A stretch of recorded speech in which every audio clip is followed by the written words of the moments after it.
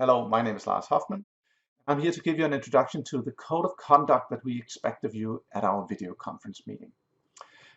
If you abide by this code, and everybody else does, including me certainly, what happens is that we can step up to an entirely different gear of communication so that communication flows much faster between us and at many levels, not just through words, but through body language as well, and with a minimum of distractions. And that makes it possible for us to go into a much deeper mode of collaboration, much deeper mode of learning.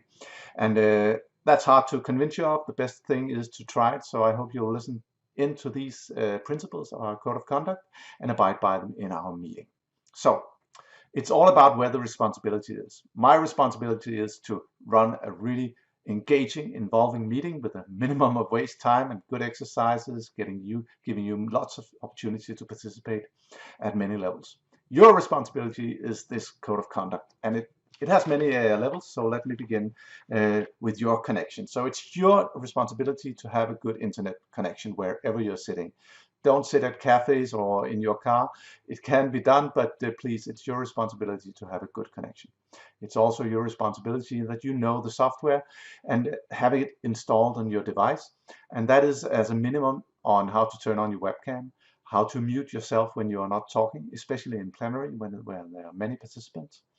You should also know how to share your screen if possible, and then how to use the chat in the software, because that's a very good tool of parallel communication.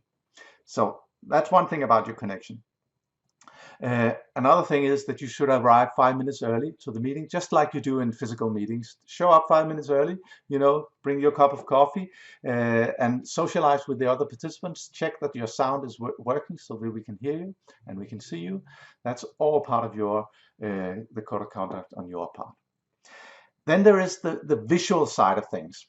You should join on your own individual webcam. So don't join with 5 others. Join on your own webcam. It's better if you use your laptop or your tablet or your smartphone than in a conference setting with a lot of others. And then you should place your webcam so that it is horizontal with your eyes. So put some books under your laptop, do whatever it takes to get the webcam up in horizontal mode so that we can see you directly, like it's face-to-face communication. Don't do it, from the table so that we look up your nose, and don't look up on the camera so we can't see you directly.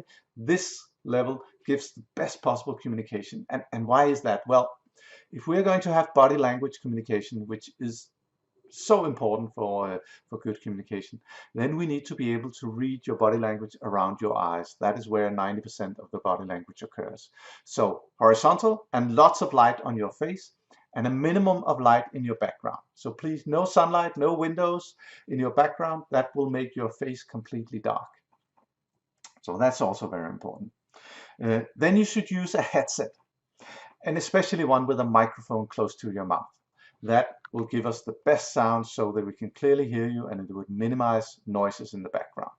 But even when using a headset such as this, when you are in plenary and you're not talking, you should mute yourself, so that we can't hear whatever noises are in the background, or we can't hear you typing or whatever you might be doing. So those things are really important in order to not disturb the conference for others. And then finally, remember to be social. Remember that you're not watching video, you're not watching TV. So please don't be a zombie. I've seen many people sitting at video conference like this, like they are watching some very, very boring video. And of course, it's my responsibility to react to that. I can see that people are not engaged, but it's also your responsibility to react to what the speaker is saying. And what do I mean by reacting? Well, I mean that you should mirror what he or she is saying. So if I'm saying something that makes me really happy, and you should be nodding and smiling because you're recognizing what I'm saying or what somebody else is saying. And that will make it much more likely that other people, will become engaged and will show emotion when they're speaking. So please help others by mirroring their body language as they're speaking. And you can also do it and you will do it instinctively if you remember to do it, Also by showing that you don't understand or you don't agree with what is being said by, shaking your head or looking down, stuff like that. That will make the communication much faster and much more efficient as we're working together. And also, of course, pay attention. And please, the rule of thumb is that the host can at any time call out your name and ask you to take over, comment on what's just been said, or tell us what you think of that.